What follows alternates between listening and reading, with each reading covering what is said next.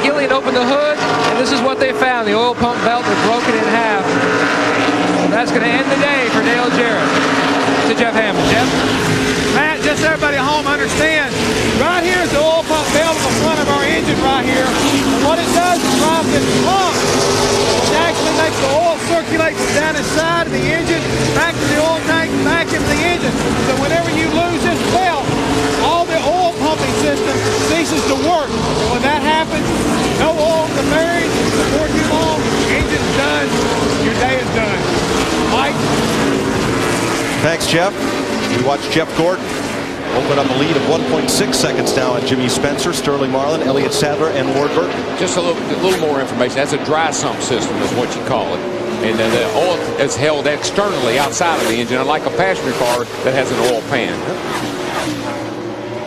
Did I tell that right, Larry? Absolutely. Took the words right out of my mouth.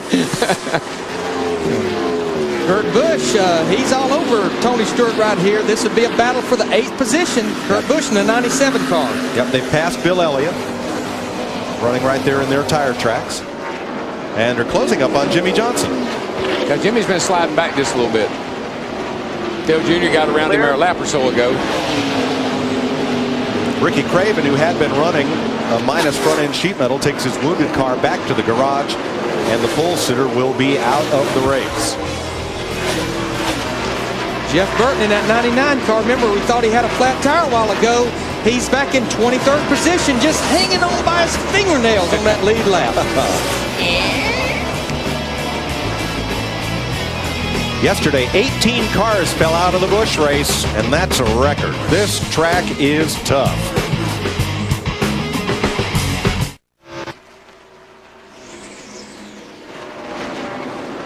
Jeff Gordon 1.6 seconds up on Jimmy Spencer, then Sterling Marlin, Elliott Sadler, Ward Burton. Ward just passed Elliott down here in 3 and 4. So that will change 4th place. Oh, trouble over there on the back straightaway. Who is it? It's a 19 car. Jeremy Mayfield. And he saves it. Well, he hit the outside wall once already. Caution is on the speedway. But he saved that from being a multi-car crash. Yeah. The 23 car got into him. You see where he got in the left rear right there. The 23 car turned him, got him up in the fence. Got people racing back here. There goes Nemechek, and 30 didn't quite make it. 3rd caution of the day. And it comes out for Jeremy Mayfield. Here's turn 2. Oops. Hut Strickland in the 23 coming up off turn 2. Almost the same thing we saw with Steve Park, but at the other end of the racetrack earlier. You know, Jeremy was leading this race here a year or two ago and had a huge lead, and the same thing happened to him off turn 2 over there. There's another look.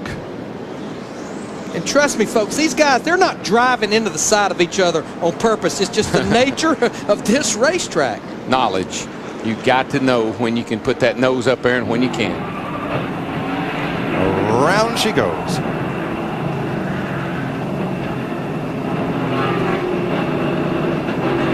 And both those drivers will have a lot more knowledge about what to do next time they come here.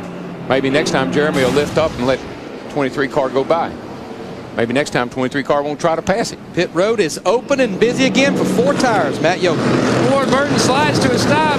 There he came on the radio, so the car is pushy loose. They were going to make a wedge adjustment, then they call back, so no, let's go the other way on the wedge. So this will be a 4-tire change. Let's go up pit road. To Steve. Well, Matt, Jimmy Spencer's in. They're not going to make any chassis adjustments to this number 41 Dodge. He said, I won't work the tires as hard on this run. Darren Wolf is the front tire changer. Mark Olson on the rear tires. And Spencer service is done to Dick Berggren. Gordon is in the midst of a 4-tire change on car number 24. This car is so good, they are going to replace the tires with the same air pressure they had.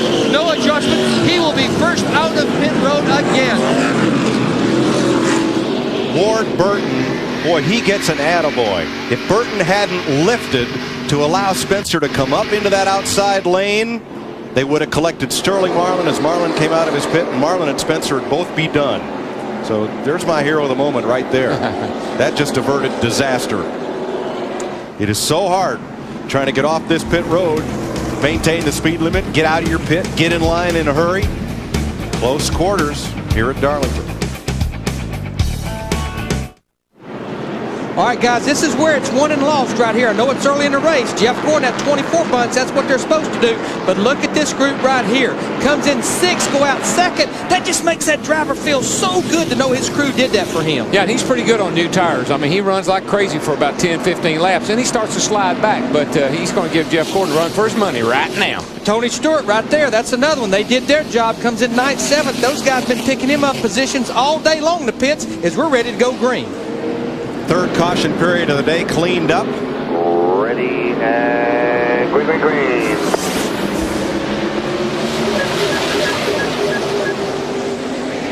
Mike Skinner's going to try to race Gordon down in there, but he let him go. Slid up. He's going to give Junior some room there. Oh, Elliott Sadler's got a run. Almost got in the back of Spencer there. I think that's the 4 car kind of caused him to break his momentum a little bit and gave Elliott a run on him. Jimmy Spencer jumped up back in the gas. Looked like he had to get on the brake in the middle of the corner to keep from hitting Dale Earnhardt Jr. Now, in the last restart, Spencer ran the first 10 or 12 laps really hard, trying to take the lead from Jeff Gordon. And then he slid back a bit. Let's see how Spencer works on this restart. Boy, Gordon must have a whale of a car today, guys, because he just drove. Look at it. In one lap, he just drove off and left everybody. Jimmy Spencer doing what he's done right after every pit stop, right down on the bottom of that racetrack. But Darrell, I think that abuses those tires down there digging on the bottom. Well, and it bogs the car down so badly. You come up off that corner where the wheels turn hard left, and he just kills the horsepower. Watch 99 Jeff Burton and 23 Hut Strickland on this restart. Pow! Wow, that was on the restart. Jeff Burton trying to get up to the top of the racetrack because that's where you need to enter turn 1. Had bad timing. Yes. All right, Gordon leads by 1.2 seconds. He's opened up a big lead in a hurry, Matt. Dale Earnhardt Jr. trying to hold on to that second position, and Tony Eury Jr., his cousin and car chief. You guys have battled your way into this, Tony. Yeah, we're having a pretty good day today. Junior's really driving a nice race. We made a couple of chassis adjustments last night we thought would help out, and car's just a little bit off of what Gordon is right now. We just told Dale Jr. we ain't never been in his position here, so we just told him to run his race, and we'll see if we come out with a top 5. Remember, Dale Earnhardt Jr. has never scored a top 10 finish in a Winston Cup car here in Darlington. Let's Steve Byrne. Well, Matt, Jimmy Spencer likes his race car. They made no chassis adjustments on the last spot. They did go a half pound down all the way around on the tires. Jimmy likes the balance of the car. He said, I'm trying not to make any mistakes. I'm having just a little bit of a porpoise effect in turn 2. Dick Berggren. In 1996, Elliott Sadler came to NASCAR's big league in the Busch Series. He had a volunteer crew, 1 car, 1 motor. Today, he is a legitimate contender with a shot to win here at Darlington. The car was loose everywhere on the speedway. He radioed in and told the crew, do what you need to do. They changed the track bar. They shut him out 4th. He had come in 5th. Have a good day. And Darrell, what they did to Jimmy Spencer, I know a half a pound of air don't sound like much, but the softer you can get the spring rate of the car here, the better it's going to grip the racetrack. Well, you can't change springs, but as you take air pressure out of those tires, that softens the spring rate. What you want to do, you don't want to take so much air out that the car really worms around on low air pressure right after a pit stop on the start of a green flag run. Well, I think that a half pound tells you what a fine line you're walking between being really, really good or going all the way out of the ballpark. Jimmy Spencer's lap times right now identical to Jeff Gordon's. But Gordon scooted away on that restart and built up a 1.7 second lead. Guess what? If Jimmy Spencer speeds up, Jeff Gordon will speed up. He seems to have it. He just seems to have it going that way today.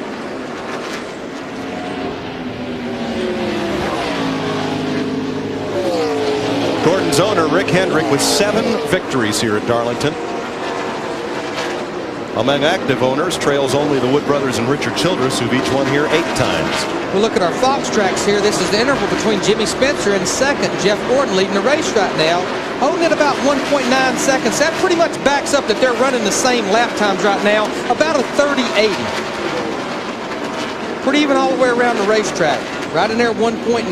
Yeah, and those times will fall off as they go along here. Pretty soon they'll be running 32.80. So he drop off about 2 seconds in the period of a run. Actually, that lap, Jeff Gordon ran 30.77. Spencer run 30.90, about a 1/10 difference. And you know, down there in the garage or in the pits, you don't see that so much. But standing up here, boy, you see 2/10 in a hurry. I tell you, the guy that just keeps marching on started back in 36th position, Tony Stewart. There he is in that 20 car. These guys keep picking him up positions on pit road, but he's got a good race car, Matt Yoakum. He certainly does, Larry, and especially to make it all the way back from 36. 2 stops ago, they made an air pressure adjustment and a track bar adjustment to help with the forward bite, and it has helped. Tony reported in, though, that after that lap 91 pit stop at lap 127, it started to give up. So they made a wedge adjustment on this last stop. Tony told me on Friday that he's won a Daytona and a Budweiser shootout. He won a 500 lap at Bristol in the night race, but he would love to have a Darlington victory on his racing resume. This is a special place for drivers. Now, forward bite's not something that your dentist can fix for you. What that is when you go to put the throttle down, the rear wheels won't hook up, and you have to keep pedaling that throttle pedal till you can get that forward bite, or the car gets grip up off the corner with the rear tires. Jerry Nadeau and Mark Martin. Mark Martin, you know, he came in here 4th in points. He has 3 top 10s this year. You know, he's just quietly back there doing his job right now. But you know what? Mark Martin pretty much owned this place in the Busch Series, won 8 races here, and he's all the way up to 15th position after starting in 31st. All right, we've just taken the crossed flags, which indicate halfway in the Carolina Dodge Dealers 400. Here's our Coors Light halfway recap. Ricky Craven started out on the pole, but got swept up in a wreck when Steve Park crashed while trying to lap Stacy Compton. Jeff Gordon took over the lead and has led every lap since. So we're at lap 149, just past the halfway point. Had a car coming down pit road, looked like a 30 car back in. Jeff Green.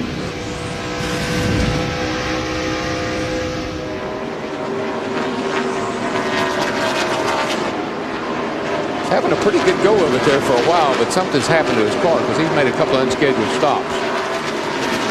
See a routine 4-tire change. Matt Yoakum. Well, Larry, the problem for the 30 team, 2 stops ago when he pitted, he left, he lost 5 spots on pit road, but then the problems really started in. He said, I've got a vibration.